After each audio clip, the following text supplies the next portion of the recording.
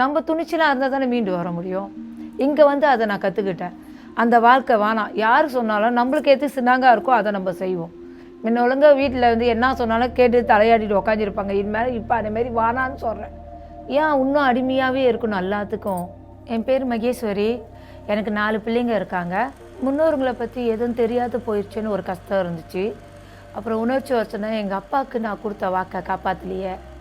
அவர் உயிர் இறக்கும் போது நான் வரேன்னு சொன்னேன். அந்த நேரம் என்னால் போக முடியலன்னு சொல்லி அந்த யோசனை வந்து எனக்கு ரொம்ப மனசு கஷ்டமாக இருந்துச்சு. இன்னும் எப்படி சொல்லுதுன்னா அவரை நான் பார்க்க முடியாத போச்சே அப்படின்னு தோணுச்சு. முன்னோர்களை பற்றி தெரிஞ்சிக்காத வேறு போயிட்டேன்னு ரொம்ப கவலையாக இருந்துச்சு. என் பேர் மோனிகா. என்னை மோனிகான்னு கூப்பிடலாம். இந்த ப்ராஜெக்டில் நான் பங்கு கொண்டது எதனாலனா, இதுலேருந்து கெயின் நாலேஜ் பண்ணலாம். அப்புறம் எனக்கு கிடைச்ச ஒரு நல்ல இன்ஃபர்மேஷனெல்லாம் இன்னும் 4 பெண்மணிங்களுக்கு சொல்லிக் கொடுக்கலாம் அப்படிங்கிற ஒரு எண்ணத்தில். ஃபோட்டோ க்ரீட்டோட எப்படி கரெக்டாக அழகாக பிடிக்கிறது அப்படின்னு சொல்லி நான் கற்றுக்கிட்டேன். அதோட இந்த ஃபோன் லென்ஸ் அதை எப்படி க்ளீன் பண்ணுறது அதை கற்றுக்கிட்டு இப்போ நான் அதை சொந்தமாகவே செஞ்சுக்கிறேன். தென் நான் ஃபோட்டோ பிடிக்கும் போதும் அந்த க்ரீட்டெல்லாம் அப்ளை பண்ணி நான் செய்கிறேன். நான் வந்து முன்ன வந்து கல்யாணம் பண்ணி வீட்டிலே தான் இருந்தேன். வேலைக்கு போகல, ஒன்றும் போகல. இப்போ வீட்டுக்காரர் சம்பாரித்து கொடுக்கறத வச்சு தான் நான் வாழ்ந்துக்கிட்டு இருந்தேன்.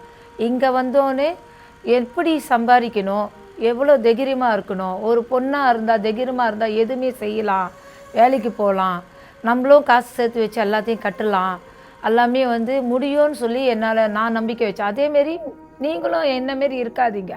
துணிச்சலாக எல்லா வேலையும் செய்யலான்னு துணிச்சலாக இறங்கி அந்த வேலையை செய்யுங்க. இந்த ப்ராஜெக்ட் நடக்கும்போது எனக்கு ரொம்ப கஷ்டமாக தோணுனது, முன்னோர்களோட வாழ்க்கை வழிமுறைகள்லாம் பார்த்ததுக்கு நான் ரொம்ப மனசு கஷ்டப்பட்டேன். எவ்வளோலாம் கஷ்டப்பட்டு நம்ம நாட்டில் வந்து வேலை செஞ்சு அந்த மாதிரிலாம் வந்திருக்காங்க. அதெல்லாம் பார்க்கும்போது மனசு ரொம்ப கஷ்டமாக இருந்துச்சு. இமோஷ்னலாக ரொம்ப ஆகுனது வந்து இங்கே வந்து பெண்மணிகள் வந்து சில பேர் அவங்களோட வாழ்க்கையை பற்றி சொன்னாங்க. அதெல்லாம் கேட்கும்போது மனசு ரொம்ப கஷ்டமாக இருந்துச்சு. இன்னும் நம்ம பெண்மணிகள் வந்து ரொம்ப இந்த மாதிரி கஷ்டப்பட்டுக்கிட்டுலாம் இருக்காங்களே அப்படின்னு நினச்சி நான் ரொம்ப இமோஷ்னலாக ஆனேன்.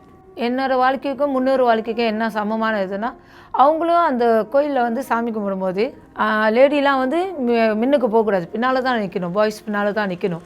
அதேமாரி தானே இப்பயும் அப்படி செய்கிறாங்க. பாய்ஸ் பேச்சை தானே ரொம்ப கேட்குறாங்க. லேடிஸ் பேச்சு வந்து அங்கே எடுபடலையே.